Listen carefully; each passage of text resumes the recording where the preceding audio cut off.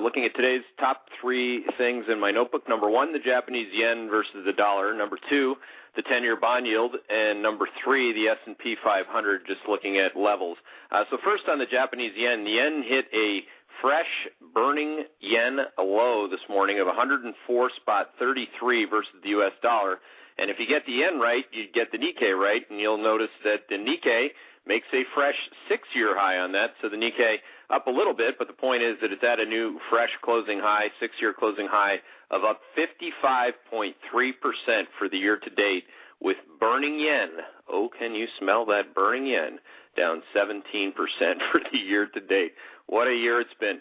10-year bond yield, which has obviously had a big move in the U.S. this year, both on a month-over-month basis because, of course, taper is hawkish. In other words, it's hawkish for bond yields, and bond yields go up on that. As we continue to press towards the September highs, the 10-year bond yield is touching 2.94%, which is a basis point away from being overbought from an immediate-term trade perspective on the yield. But again, just what a year it's been. A fantastic year to be long growth.